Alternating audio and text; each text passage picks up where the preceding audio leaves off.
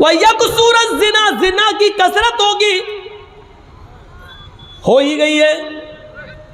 ज़िना के असबाब इतने पैदा हो चुके हैं कि जिसके ऊपर हम जितना भी मातम करें कम है। 10-10 और 12-12 साल की लड़कियां मोबाइल इस्तेमाल कर रही हैं। अब तो ऑनलाइन पढ़ाई के नाम पर बड़ी आसानी से उनके माँ बाप भी दे देते हैं। मोबाइल का इस्तेमाल वो इस 1 साल के लॉकडाउन में इतना सीख गई हैं, इतना सीख गई हैं कि उनको जो जियो की तरफ से और एयरटेल की तरफ से मिलने वाली 1 GB 1.5 GB उनको पूरे दिन इस्तेमाल करना है। फिर रात की तारीकी और अंधेरे में माँ बाप जब सो जाते हैं तब आपकी बेटी पढ़ने के बहाने अलग रूम में जाती है और फिर वो क्या क्या देखा जा रहा है वो सब बताने की जरूरत नहीं है। आज सूरत हाल ही हो चुकी है कि महाराष्ट्र के नागपुर के अंदर बाकायदा ये मीटिंगें हो चुकी हैं कि किस तरीके से मुसलमानों की लड़कियों को अपने घर की बहू बनाया जाए। कॉलेजेस में, ऑफिसों में वैकेंसी के नाम पर कितनी जगह खाली है लेडीज की, और अल्पसंख्यक लोगों के लिए मुसलमान बेचारे भरमार लगाए हुए हैं। फला कॉलेज में हमारी बेटी का एडमिशन हो जाएगा, जगह खाली है, और अकलियत के लिए जगह खाली है। अकलियत के लिए फार्म भरते हैं, लड़के जा रहे हैं तो उनको कहा जा रहा है जगह फुल हो गई, लड़कियां जा रही हैं तो उनको फौरन एडमिशन मिल रहा है। फिर जहां आग और पेट्रोल एक जगह पढ़ेंगे, एक जगह होगा, जाहिर बात है फिर माँ बाप भी नहीं रोक पाएंगे। और कितनी कोर्ट मैरिजें हो रही हैं महाराष्ट्र के अंदर, आप कुछ नहीं कर सकते क्योंकि आपकी बेटी 18 साल से ऊपर की हो चुकी है और कोर्ट ये कह कर निकाह कर रहा है कि लड़की को पूरी आज़ादी है अपना हमसफर चुनने की। मेरे भाइयों, ये सब कुछ इसी मोबाइल की देन है।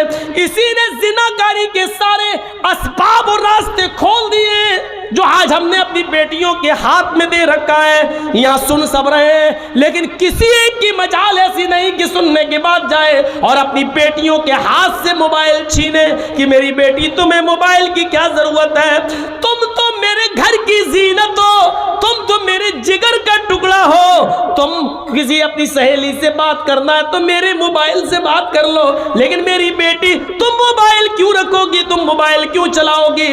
आज किसी बाप के अंदर इतनी हिम्मत नहीं जो अपनी बेटी से ये कह सके। अल्लाह के रसूल ने भविष्य की बातें बता दी और यहां तक बता दिया, निसाउन कासियातुन आरियातुन मुमीलातुन व माइलात। ओ लोगों, एक ऐसा जमाना आ जाएगा तुम अपनी आंखों से देखोगे औरतें लड़कियों को कि तुम देखोगे कि वो कपड़े तो पहने हुए होंगी, उनके जिस्मों पर कपड़े तो होंगे आरियात, लेकिन कपड़ा पहनने के बावजूद भी वो नंगी होंगी, कपड़ा पहनने के बावजूद भी बोरियां होंगी, कपड़ा पहनने के बावजूद उनके जिस्म नुमाया होंगे। आज कपड़ों की फिटिंग देख लो। उसने ऐसी कहा है, मोहम्मद इधर आओ, आओ तुम भी आ जाओ, तुम्हें बड़ा भरोसा है ना तुम्हारे अल्लाह पर, तो आओ ना लड़ लो। आपने कहा रुकाना, मैं लड़ने नहीं आया, मैं देखने आया हूं कि ये दंगल क्या है। उसने मुस्कुराते हुए सब लोगों के सामने चीख कर कहा, आए मोहम्मद, अगर तुम मुझे उठाकर पटक दो, अगर तुम मुझे हरा दो तो मैं इस्लाम कबूल कर लूँगा। जब कहा कि आ जाओ लड़ लो तो आपने कहा नहीं, मैं लड़ने नहीं आया। जब ये कहा कि अगर तुम मुझे शिकस्त दे दोगे, मुझे हरा दोगे तो मैं इस्लाम कबूल कर लूँगा, तो आप चले गए। इस्लाम का मामला आया तो आप चले गए। चलो, तेरे जैसे पहलवान की ज़रूरत भी है दीन को, आप आगे बढ़ गए। ये कितनी बड़ी बहादुरी थी। और कोई मौलाना जर्जीस के सामने खड़े होकर कह दे कि तुम खली के मुकाबले में आ जाओ तो मैं तो जाऊंगा ही नहीं। कोई है, कोई मुकाबला है? अल्लाह के रसूल चले गए, हाथ मिलाया, शुरू हो गया मामला। देखो, रुकाना, अपनी बात से पलटना नहीं। अरे जबान होती है मर्द की, दे दी वो सोच रहा था कि ये तो दुबला पतला आदमी, एक झटके में गिरा दूंगा। उसको क्या मालूम कि जहाँ ये जाता है रब की रहमत भी इसके साथ जाती है, रब की मदद भी इसके साथ जाती है। आपने हाथ मिलाया और कुश्ती शुरू। आपने दुआ पढ़ी, बिस्मिल्लाहि तवक्कलतु अलल्लाह रब्बी व रब्बुकल्लाह। ज़ादुल माद में पढ़ी, अल्लामा इब्न क़य्यिम ने यही नकल किया। ये दुआ है। शुरू करता हूँ अल्लाह के नाम से और उसी पर मुझे भरोसा है। रब्बी व रब्बुकल्लाह, जो मेरा और तेरा दोनों का रब है। ये कहकर आपने कुश्ती शुरू कर दी और आनन फानन में यकबैग आपने उसको ऐसा पछाड़ा कि वो चारों खाने चित पड़ा है। दंग रह गए लोग। हैं पतला दुबला इंसान, इतने बड़े पहलवान को। रुकाना उड़ता और कहता है मेरे साथ चीटिंग हो गई है। मोहम्मद ने ऐसे मौके पर मुझे दांव मारा जब मेरा पैर फिसल गया था। मैं मोहम्मद के दांव से नहीं गिरा, अपने पैर फिसलने से मैं गिर गया। जो रेफरी होता है, जज जो होता है, जो फैसला करता है कि कौन हार गया कौन जीत गया, उसने कहा नहीं भाई मैंने तो पैर फिसलते हुए नहीं देखा। मोहम्मद इब्ने अब्दुल्ला फरमाते अल्लाह के नबी, नहीं साहब, अगर इसका पैर फिसल गया था तो मैं इसको एक मौका और देता हूँ। आए रुकाना, अगर तेरा पैर फिसल गया और मेरे दांव से तू शिकस्त नहीं खाया तो दोबारा तू लड़ ले। बहादुर हो तो ऐसा, इतने बड़े पहलवान से कह रहा है कि तू दोबारा लड़ ले। उसने दोबारा लड़ना शुरू किया और आपने आनन फानन एकदम उसको फिर शिकस्त दे दी, उसको गिरा दिया। फैसला होता है कि मोहम्मद इब्ने अब्दुल्ला जीत गए। रुकाना से कहा गया, आए रुकाना अपनी हार शिकस्त तस्लीम करते हो? उसने कहा हाँ हार तस्लीम करता हूँ, लेकिन हकीकत यह है कि मैं हारा नहीं हूँ। कहा फिर क्या बात है? कहा मैं कहूँगा तो तुम गलत मानोगे। मोहम्मद इब्ने अब्दुल्ला ने मुझे ऐसे मौके पर दांव मारा कि मेरी आँख छपक गई थी और अचानक मुझे कुछ दिख नहीं रहा था। जैसी मेरी आँख छिपकी और इन्होंने मुझे जो है दांव मार दिया और मैं देख नहीं पाया। वैसे आपकी मर्जी। जज ने कहा नहीं, ये कुश्ती तो मोहम्मद इब्ने अब्दुल्ला जीत गए, लेकिन अल्लाह के नबी सल्लल्लाहु अलैहि वसल्लम ने फरमाया, आए रुकाना, अगर तेरी आँख छपक गई थी और मेरा दांव उस वक्त तेरे ऊपर चला तो ठीक है, इस कुश्ती को भी रिजेक्ट कर देते हैं, तू तीसरी बार लड़ ले। तीसरी बार भी हम कुश्ती लड़ लेते हैं, लेकिन ये हमारी और तुम्हारे दरमियान आखिरी होगी। इसके बाद आँख तुम्हारी छपके या मेरी, पैर तुम्हारा फिसले या मेरा, इसको आखिरी माना जाएगा और यही हार जीत का फैसला होगा। कहा ठीक है। तीसरी बार भी कुश्ती हुई और आनन फानन अल्लाह के नबी ने ज्यादा वक्त नहीं लगाया और रुकाना को उठाकर पटक दिया। रुकाना भरेआम मजमे में तस्लीम करता, अब मैं हार गया हूँ। एवार्ड के मुस्तहिक मोहम्मद इब्ने अब्दुल्ला हैं। एवार्ड लाया जा रहा है। उस जमाने में जो ट्रॉफी दी जाती थी जीतने वाले को, चैंपियन की, डिस्ट्रिक्ट चैंपियन की, वो ट्रॉफी बड़ी अहमियत रखती थी। वो ट्रॉफी मोहम्मद इब्ने अब्दुल्ला को दी जा रही है, लीजिए। अल्लाह के नबी फरमाते हैं, आए रुकाना, तुमने लोगों के दरमियान ये वादा किया था कि अगर तुम मुझे उठाकर पटक दोगे तो मैं इस्लाम कबूल कर लूंगा, मुझे इस ट्रॉफी की जरूरत नहीं है। भरे मजमे में तुम कलमा पढ़ो, अशहदु अल्ला इलाहा इल्लल्लाह व अशहदु अन्ना मुहम्मदन अब्दुहु व रसूलुहु। अरे रुकाना, तुम्हारा कलमा पढ़ लेना ही मेरे लिए सबसे बड़ा अवार्ड होगा। रुकाना मुस्कुराकर कहता है, हाय मोहम्मद, ट्रॉफी उठाओ, चलता बन। तूने मुझे इतना बड़ा सच्चा कैसे समझ लिया था? अरे मैं तो अब तक धोखे ही से जीतता आया और आज भी धोखे से जीतना चाहता था, लेकिन आपके आगे मेरी चली नहीं है। मैं पहली मर्तबा आपने मुझे उठाकर शिकस्त दी, पटका, और मैंने कहा मेरा पैर फिसल गया था। कसम है मुझे अपने लातो मनात की, मेरा पैर नहीं फिसला था, मैं तो झूठ बोला था।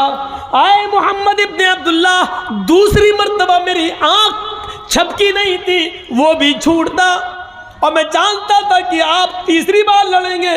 लेकिन तीसरी बार मेरे पास कोई बहाना नहीं, क्योंकि आपने पहले ही कह दिया था कि हार और जीत की आखिरी शक्ल होगी।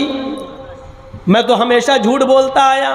आए मोहम्मद, ट्रॉफी ले और चल, आज मेरी चैंपियन का अवार्ड तूने ले लिया है, ले जाओ, अगली साल फिर देखेंगे। फिर ट्रॉफी मोहम्मद इब्ने अब्दुल्ला को दी गई। अल्लाह के रसूल ने उस ट्रॉफी को अपने हाथ में लिया और जैसे उस ट्रॉफी को अपने हाथ में लिया फरमाया, लोगों रुक जाओ, मैं लड़ने नहीं आया था, कुश्ती लड़ने का मेरा कोई इरादा नहीं था। यह अलग बात है कि मैंने रुकाना को शिकस्त दी, अब जीता हुआ मैं माना जा रहा हूं, लेकिन लोगों मैं लड़ने नहीं आया था। रुकाना तो माहिर है लड़ने में, रुकाना ही को अवार्ड मिलता। अगर मैं न लड़ता तो आज रुकाना ही अवार्ड लेके जाता। जब मेरी लड़ने की नीयत ही नहीं थी तो मैं अवार्ड क्यों लूं? इस अवार्ड का असली हकदार रुकाना है, मैं नहीं हूं। आए रुकाना, तुम इस्लाम नहीं लाते हो मत लाओ, तुम दीन कबूल नहीं करते हो मत करो, लेकिन यह अवार्ड मैं नहीं लूंगा क्योंकि मेरी लड़ने की नीयत नहीं थी, और मैं नहीं लड़ता तो यकीनन यह अवार्ड तुम ही जीतते। अब यह अवार्ड मैं तुम्हें दे रहा हूं। जैसे अल्लाह के नबी उसके करीब गए और उसके हाथों में अवार्ड दिया, लो रुकाना उस अवार्ड का ही भूखा था, उसने पकड़ा और मोहम्मद इब्ने अब्दुल्ला को आज इतने करीब से देखा, अवार्ड दे रहे हैं, इतना बड़ा एजाज, इतना बड़ा अवार्ड जो बादशाह की तरफ से दिया जाए, वो अवार्ड मोहम्मद इब्ने अब्दुल्ला मुझे दे रहे हैं और कह रहे हैं मुझे इस अवार्ड की जरूरत नहीं, इसके हकदार तुम हो। रुकाना उस अवार्ड को पकड़ता है और नबी के चेहरे को देखता है। आज उसने करीब से नबी के चेहरे को देखा, चेहरा देख कर ही आइडिया लगा लिया ये चेहरा किसी झूठे का नहीं हो सकता है। मोहम्मदुर रसूलुल्लाह के चेहरे की चमक जिसको देखकर कभी जाबिर इब्ने समुरा ने कहा था, आए मोहम्मद कभी मैं आसमान पर चमकते हुए चांद को देखता हूं और कभी आपके चेहरे को देखता हूं, तो काबे के रब की कसम मुझे ऐसा लगता है कि चांद आसमान पे जो चमक रहा है उसको हुस्न और नूर मिला है तो वो आपके चेहरे से मिला है। आसमान पे चमकने वाला चांद भी आपके चेहरे की रोशनी का हकदार है, वो भी आपके चेहरे से रोशनी लेकर गया है। उस चेहरे को देखकर कभी हसन इब्ने साबित ने कहा था, वो अहसन मिनका लम तरक़त आईनी व अजमल मिनका लम तलिदिन निसाउ। आज मोहम्मद इब्ने अब्दुल्ला आपको देखता हूं तो ऐसा लगता है कि वह अहसन मिन कलम तरक़त आईनी, मेरी आंखों ने आपसे पहले इतना हसीन चेहरा देखा ही नहीं। वह अजमल मिन कलम तलिदिन निसाउ, और दुनिया की किसी औरत ने आपसे खूबसूरत बच्चा पैदा किया ही नहीं है। आप हसीन है, जमील है, इस चेहरे को बार बार देखता है रुकाना, अवार्ड पकड़ता है और थोड़ी देर के बाद अवार्ड उठाकर जमीन पर पटक देता है और कहता है मोहम्मद मुझे इस अवार्ड की नहीं, उसी अवार्ड की जरूरत है जो आप दुनिया को देते हैं। व अशहदु अल्ला इलाहा इल्लल्लाह व अशहदु अन्ना मुहम्मदन अब्दुहु व रसूलुहु, यह कलमा पढ़ता है रुकाना और इस्लाम कबूल कर लेता है। माफ कीजिएगा मेरे भाइयों, अल्लामा इब्ने क़य्यिम ने ज़ादुल मआद में लिखा है कि रुकाना इस्लाम ले आया, लेकिन मौलाना अबुल कलाम आज़ाद ने लिखा वो इस्लाम से मुतासिर हुआ है लेकिन इस्लाम उसने कबूल नहीं किया था। लेकिन मैंने जो हवाला आपको दिया है वो ज़ादुल मआद का दिया है इब्ने क़य्यिम का, कि उन्होंने कलमा पढ़ लिया और इस्लाम के दायरे में दाखिल हो गए। अल्लाह के रसूल सल्लल्लाहु अलैहि वसल्लम का ये अखलाक देखकर बहादुरी दिखाना मकसद था मुझे कि आप इतने बड़े पहलवान के सामने खड़े हो गए। ये उस बहादुर नबी की कौम है जो आज बुज़दिली का शिकार होती है और बहुत जल्दी मायूस हो जाती है, बहुत जल्दी मायूस हो जाती है। इसको फैसले करना नहीं आता, ये कौम मुत्तहिद नहीं होती है।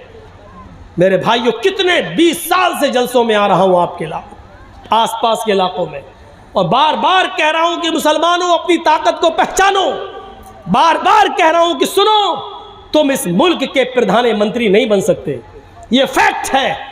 या सिस्टम ऐसा बना दिया गया है कि तुम राजा नहीं बन सकते।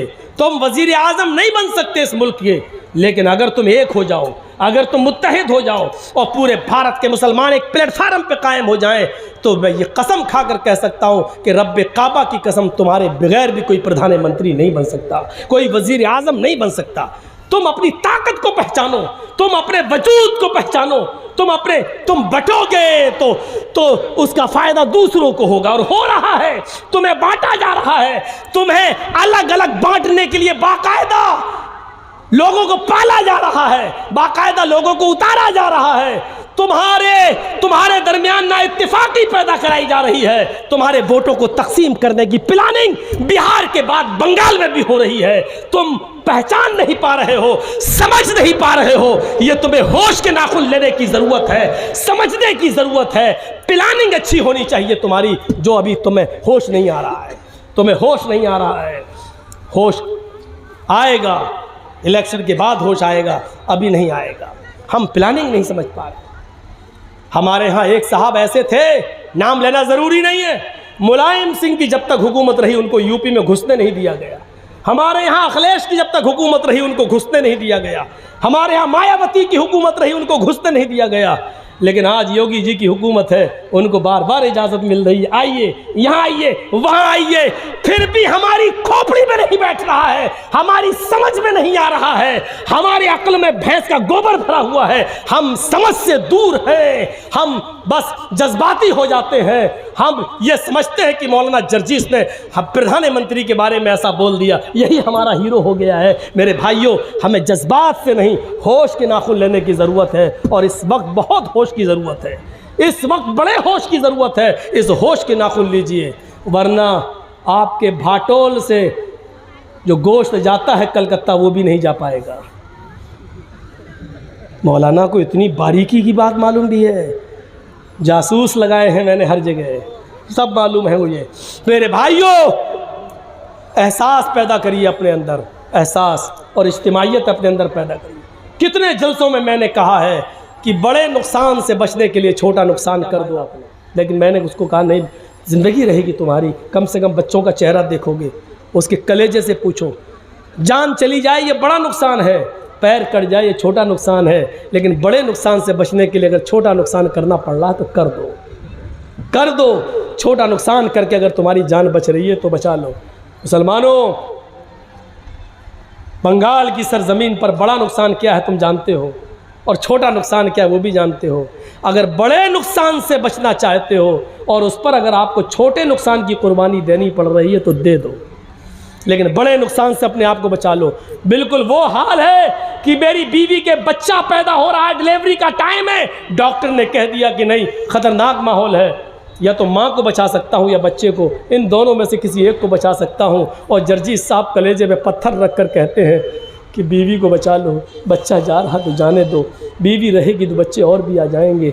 लेकिन ये किसी की बेटी है, किसी की बहन है, वो लोग बर्दाश्त नहीं कर पाएंगे। इसलिए छोटा नुकसान अगर हो रहा तो कर दो, बड़े नुकसान को बचा लो, यानी बीवी को बचा लो, और बच्चा जा रहा है तो जाने दो। हालांकि बच्चे से भी हमें मोहब्बत है, लेकिन छोटा नुकसान हम गवारा कर रहे हैं बड़े नुकसान से बचने के लिए। बंगाल के आने वाले चुनाव में आप भी यही तरीक़ा अपनाइए, बड़े नुकसान से बचने के लिए छोटा नुकसान करिए, तभी आपको बड़े नुकसान से निजात मिलेगी। देख रहे हो कैसे कैसे लोग छोड़ के भाग रहे हैं। प्लानिंग है, प्लानिंग हो रही है, प्लानिंग। मेरे भाइयों, बाकायदा पैदा किया जा रहा है, तोड़ा जा रहा है, खरीदा जा रहा है। देख रहे आज फलाना इस्तीफा दे दिया, आज फलाना इस्तीफा। आपको क्या लगता है इस्तीफा ऐसे ही मिल गया है? हम दे रहे थे 100 रुपये, ऊपर से उनको ऑफर आ गया 1000 रुपये। आदमी ने इल्ज़ाम लगा दिया ममता जी ऐसा कर रही हैं इसलिए हम इस्तीफ़ा दे रहे हैं। हमें नहीं मालूम है, जहाँ 100 की जगह कोई 1000 देगा तो आदमी वहीं जाएगा। ये सारे मामले हो रहे हैं बाकायदा, और एक लाल फाटक दिखाया जाता है, लाल फाटक, इस पार्टी को छोड़ो नहीं तो सीबीआई जांच के लिए तैयार रहो। बेचारा आदमी डर की वजह से इस्तीफा दे रहा है। ये सारी चीज़ें साफ क्लियर हो चुकी हैं। पूरा हिंदुस्तान तुम्हारे बंगाल की तरफ नज़र जमाए बैठा हुआ है। मुसलमानों, इस वक्त यूपी की नज़रें भी तुम्हारी तरफ हैं, पूरे इंडिया की नज़रें तुम्हारी तरफ हैं, बल्कि पूरे हिंदुस्तान नहीं, पूरी दुनिया की नज़रें तुम्हारे चुनाव की तरफ हैं, तुम्हारे इलेक्शन की तरफ हैं। ये तुम्हें फ़ैसला करना है कि हमें कहाँ जाना है और कहाँ नहीं जाना है। हम किसी पार्टी का प्रचार करने नहीं आए, ना मेरा हक़ है प्रचार करने का, और न कभी हम प्रचार करने के लिए किसी की तरफ से उतरे। मेरे भाइयों, एक एहसास दिला दिया मैंने, तो ये बहादुर थे मोहम्मद रसूलुल्लाह। और छठी सिफत क्या बताई गई? 5 हो गई, पराक्रमी, बहादुर होंगे, दानी। छठी सिफत वो खैरात करने वाला, दानी, दान करने वाला होगा। अल्लाह के रसूल से ज़्यादा दान करने वाला कोई नहीं था, कोई नहीं था, दान करने वाला कोई नहीं। एक फ़कीर आया, कहा अल्लाह के रसूल मुझे अल्लाह की राह में कुछ दे दो। कुछ था ही नहीं। आपने कहा अभी तो नहीं है। कहने लगा मैं क्या करूं? आपने कहा बैठ जाओ, कहीं से आएगा तो दे दूंगा। बैठ गए। थोड़ी देर में दूसरा आ गया, देने तो आया नहीं, मांगने आ गया, अल्लाह के नाम पे मुझे भी कुछ दे दो। आपने कहा तू भी बैठ जा। थोड़ी देर में तीसरा आ गया, अल्लाह के रसूल मुझे भी अल्लाह के नाम पे है कुछ नहीं। आपने कहा अच्छा तू भी बैठ जा। फिर थोड़ी देर के बाद 4 औकिया चांदी कहीं से आ गए, सोना, 4 औकिया सोना कहीं से आ गया। तो अल्लाह के रसूल सल्लल्लाहु अलैहि वसल्लम ने एक एक औकिया तीनों को दे दिया, जाओ। अब एक बच गया, आपने अपने पास रख लिया, ये सोचकर अभी शाम दूर है, हो सकता कोई ज़रूरतमंद आ जाए तो ये उसको दे दूंगा, क्योंकि सदक़े का माल है। शाम हो गई, कोई नहीं आया, और एक औकिया सोना अल्लाह के नबी के पास रखा रहा। इशा की अज़ान तक कोई नहीं आया। अल्लाह के नबी सो गए, तहज्जुद की नमाज़ पढ़ने के लिए उठे तो सबसे पहले दरवाज़ा खोला, देखा बाहर कोई नहीं। वो सोना अल्लाह के नबी के तकिए के नीचे रखा हुआ था, एक औकिया। आपने वुज़ू बनाया, फिर बाहर निकले, देखा कोई नहीं। फिर अंदर आए, 2 रकात नमाज पढ़ी। फिर आप बाहर निकले कि देखे कोई ज़रूरतमंद मिल जाए उसको दे दूं, लेकिन कोई नहीं। फिर आपने 2 रकात नमाज पढ़ी, फिर बाहर निकले, कोई ज़रूरतमंद दिख जाए उसको दे दूं, लेकिन कोई नहीं। फिर आप आए, फिर 2 रकात नमाज पढ़ी, फिर ज़रूरतमंद को देखा, लेकिन कोई नहीं। हज़रत आयशा कहती है अल्लाह के रसूल मैंने आपको कभी ऐसा नहीं देखा, आप बार बार बाहर जाते हैं, फिर आते हैं, फिर नमाज पढ़ते हैं, फिर बाहर जाते हैं। आपका पेट तो ठीक है, मोशन तो नहीं हो गए हैं, या आप बार बार क्यों जा रहे हैं बाहर? आपको दस्त तो नहीं लग गए, लेटरिन तो नहीं हो रही है? अल्लाह के नबी कहते नहीं आयशा सो जाओ, तुम सो जाओ। फरमाया मैं कैसे सो जाऊं? मेरा सरताज, मेरा शौहर परेशान हो, बार बार घर से निकलता हो, बिस्तर पे आता हो, कमरे में आके नमाज पढ़ के फिर बाहर जाता हो, फिर बेचैन हो और बार बार बाहर निकल रहा हो, और मैं सो जाऊं? फरमाया आयशा, निकाला सोना का, इस एक औकिया सोने ने मेरी नींद हराम कर दी है, मुझे सोने नहीं दे रहा है। ये सदक़े का माल है, ज़रूरतमंद का हक़ है कि उसको पहुंचाऊं। मैं ये सोच में पड़ गया कि 4 औकिया आया था, 3 तो मैंने दे दिया, 1 बच गया। अगर आज की रात मेरा इंतकाल हो गया और 1 औकिया सोना मेरे पास रखा रहा तो मैं कल अल्लाह ताला को क्या जवाब दूंगा, उसको क्या मुंह दिखाऊंगा? इसलिए मुझे नींद नहीं आ रही है कि ज़रूरतमंद को दे दिया जाए। इतने बड़े दानी, इतने बड़े सदका और खैरात करने वाले थे मोहम्मद रसूलुल्लाह सल्लल्लाहु अलैहि वसल्लम। छठी सिफत हो गई दानी, और 7वीं है कृतज्ञ। एहसान करेंगे लेकिन जताएंगे नहीं। अल्लाह के रसूल ने जिस पर एहसान किया कभी जताया नहीं। मैंने तुम्हारे साथ ऐसा किया। आज बहुत से लोग बोला ना, हाँ क्या हुआ, वो एक प्रोग्राम चाहिए, नहीं साहब डेट खाली नहीं। अरे भूल गए मुझे, मैं नहीं पहचान पा रहा हूँ। अरे वो मिले थे ना फलां जगह होटल में, हमने खाना खिलाया था। प्रेशर बनाने की कोशिश। हाँ अच्छा, वो हम स्टेशन पे आपको छोड़ने गए थे, अपनी गाड़ी पे बिठाला था। प्रेशर। अच्छा, अरे भाई देखेंगे। अच्छा, बहुत जल्दी भूल गए। अरे भूले नहीं, सब याद आ गया भाई, लेकिन अभी डेट नहीं है। अरे बड़े अजीब आदमी हो यार। एहसान करेगा लेकिन जताएगा नहीं। अल्लाह के रसूल सल्लल्लाहु अलैहि वसल्लम ने कभी एहसान करके जताया नहीं। वो अब्दुल्ला इब्ने उबय इब्ने सलूल जिसने अम्मा आयशा को गाली दी, और जिसने अल्लाह जिना का इल्ज़ाम लगाया, जिसने अल्लाह के रसूल को जलील कहा, जब ये मर गया तो इसका बेटा आया, कहता अल्लाह के रसूल मेरे बाप ने जो किया किया, मैं जानता हूं कि मेरा बाप जहन्नमी है, लेकिन आज मर गया, मैं उसका बेटा हूं, क्या चाहते हो? आपके जिस्म पर जो चादर है, ये कमीज, ये चादर आप दे दीजिए। क्या करोगे?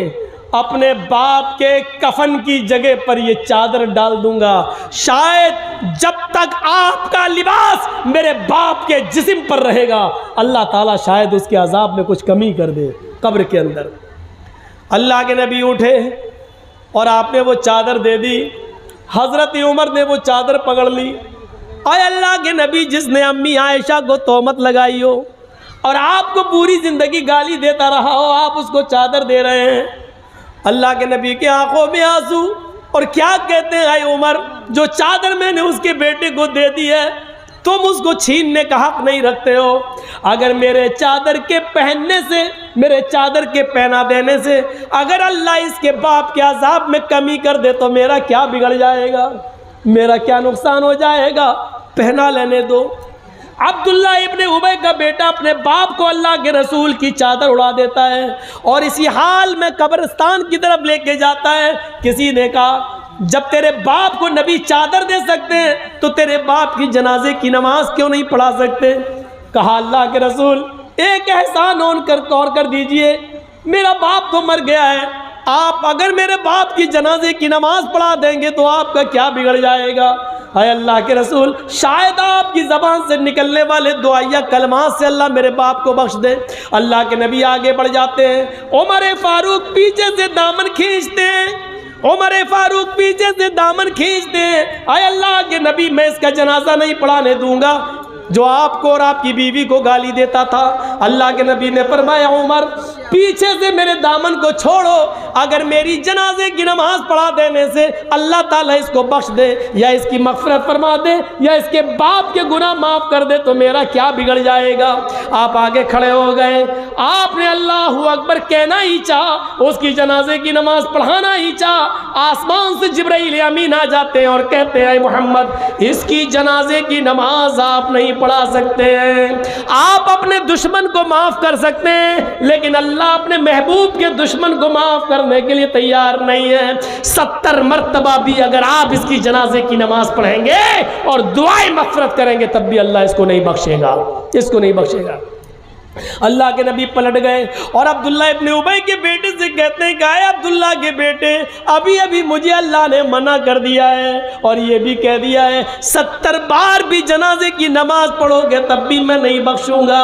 अगर मुझे मालूम हो जाए 70 के बाद पढ़ने पर अल्लाह बख्श देगा तो मैं 75 बार भी पढ़ा देता, 80 बार भी पढ़ा देता, लेकिन अल्लाह के कहने का मतलब ये है कि मैं उसको बख्शने वाला नहीं हूँ, चाहे आप पूरी ज़िंदगी उसके लिए दुआ करें। अब मेरा जनाजे की नमाज पढ़ाना बेकार है क्योंकि अल्लाह ही ने मुझे मना कर दिया है। ये एहसान आपने किया, खड़े तक हो गए, लेकिन ज़िंदगी भर कभी आपने जताया नहीं। अपने दुश्मन के साथ भी आपका ये सलूक था, आपका ये बर्ताव था।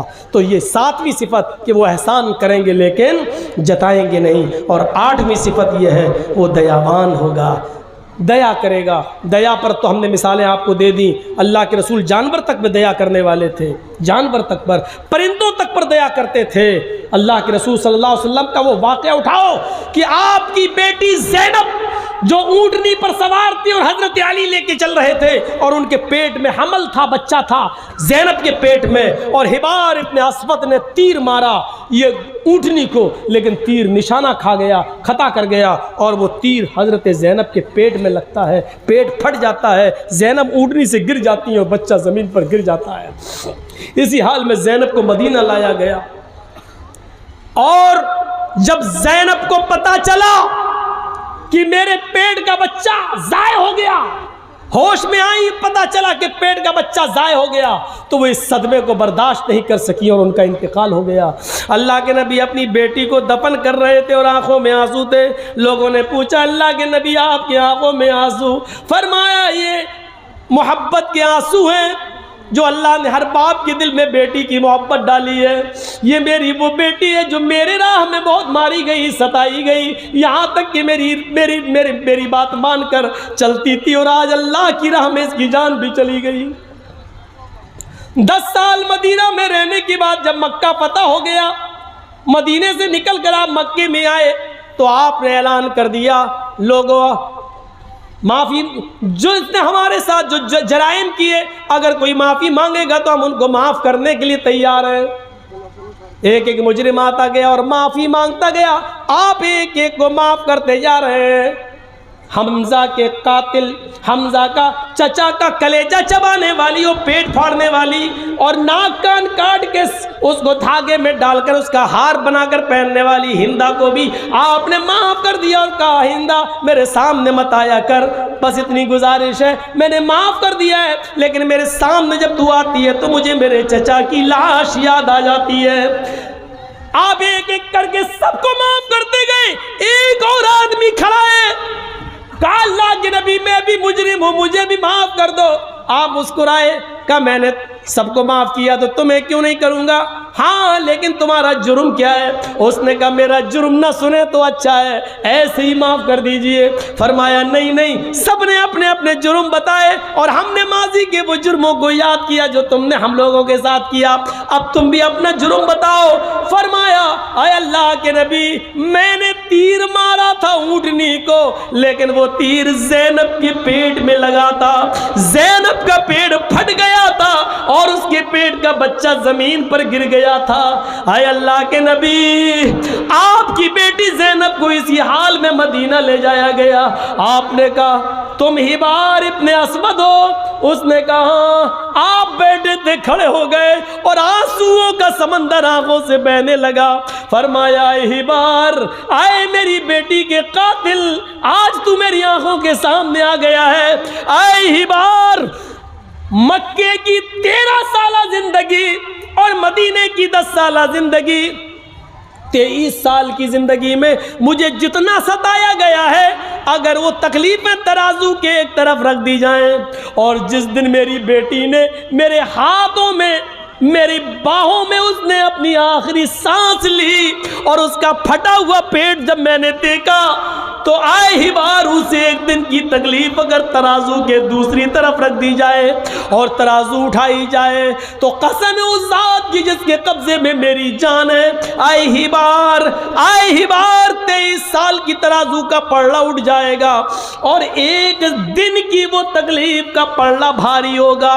उस दिन की, एक दिन की तकलीफ 23 साल की तकलीफों पर भारी बैठेगी, लेकिन मेरी चौखट पर माफी के मांगने के लिए आने वाले हिबार, जा जा ओ मेरी बेटी के कातिल, जा, मैंने तुझे भी माफ कर दिया। ऐ हिबार जा, मैंने तेरा खून भी बख्श दिया।